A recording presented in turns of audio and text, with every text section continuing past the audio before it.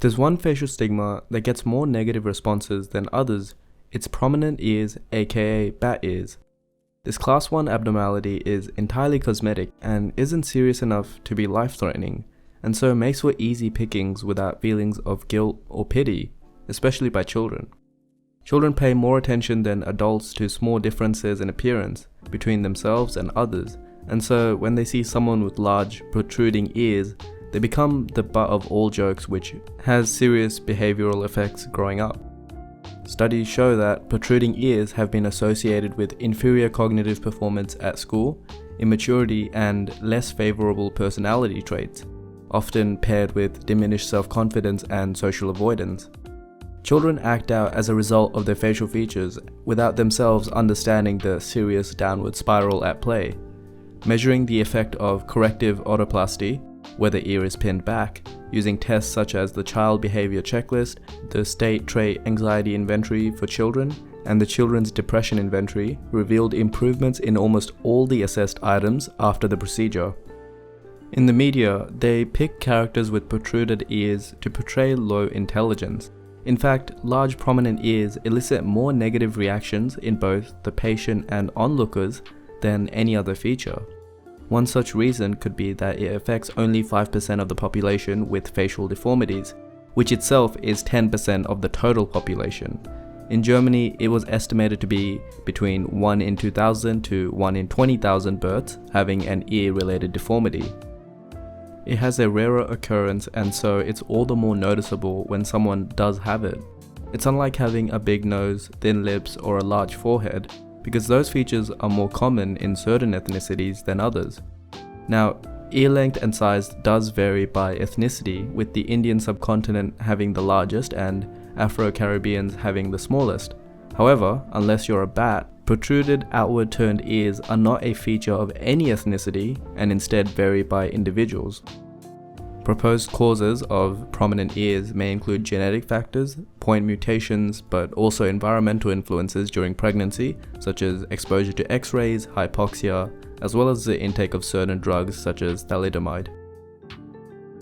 Ear anatomy is defined by many different parameters because it's such a complex and unique shape, so we'll go through them as they appear.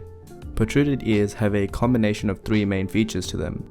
An increased helix mastoid angle, which is the angle between the helix or the top of the ear and the angle it forms with the head. This causes more of the ear to be exposed and rounded, forming a frontal view much like a cartoon monkey.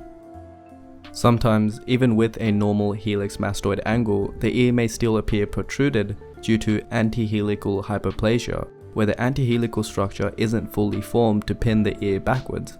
The antihelical structure is the part of the ear where it curves backwards towards your head right at the end. Without it, the ear curves outwards like a fleshy sound collecting bowl. Research by Alexander et al. In 2010 shows that an unfolded or incomplete antihelix accounts for 73% of the ear's prominence, so it's a pretty big deal. Hyperplasia means incomplete development, whereas hyperplasia means enlargement or overdevelopment, which leads us to the third way of defining a protruded ear, cavum hyperplasia, where an overdeveloped cavum curves the entire ear structure and pushes the earlobe and helix out further, making them more prominent from a frontal view. In contrast, a normally developed ear has a distance of 6 to 20 mm from the helical rim and the head, with a helix mastoid angle of less than 30 degrees. As previously explained, this angle is the angle between your ear's external structure and the head itself, like a door hinge. Having an ideal helical distance is then obviously dependent on having an ideal ear angle by simple trigonometry.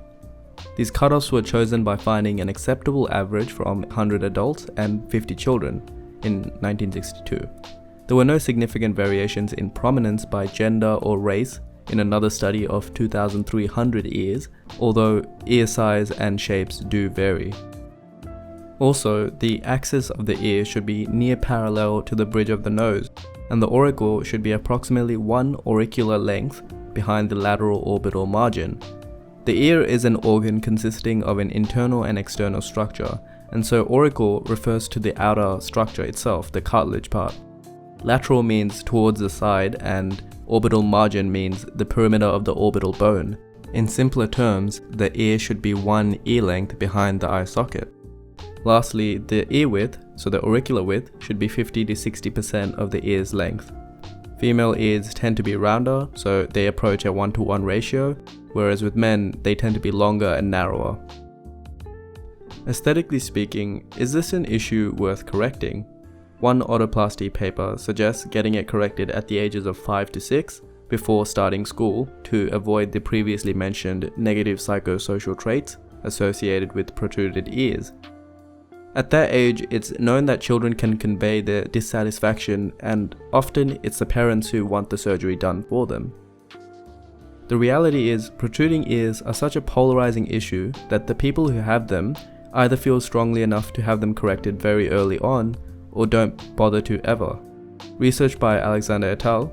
Found that what the researchers rated as clinically prominent were very rarely considered as prominent by the test subjects in both men and women. So perhaps it might not be as big of a deal as you get older and grow into your ears. The likelihood is that the majority of the people watching this video have anatomically regularly shaped ears. How you feel about your ears beyond that is influenced by culture and beauty standards, which is a different topic altogether. For instance, a modeling beauty standard encourages a lower helix mastoid angle to get a more swept back high fashion look. If prominent ears are considered unattractive, then it would make sense that swept back ears with a low helical angle would be conventionally attractive, regardless of the ear shape. So that brings us to the end of another episode. This week we put out a poll asking what video people wanted to see next, and the Defining Beauty series won out overwhelmingly. Explains why there's back-to-back uploads this week. A couple more updates. We're 2 to 3 days away from the launch of our facial aesthetics report. The report analyzes your face and applies cephalometric measurements, much like the ones covered in this video, for every facial feature to help you make more informed decisions. Depending on the tier you choose, they go more or less in depth, and we've really tried to price them so that they're accessible to everyone, but also balances our time and resources. For those of you interested in the report, there will be a video coming out that goes through the report part by part to explain our decision-making process. And lastly, if you're new to the channel, please do subscribe. We're almost at 100k,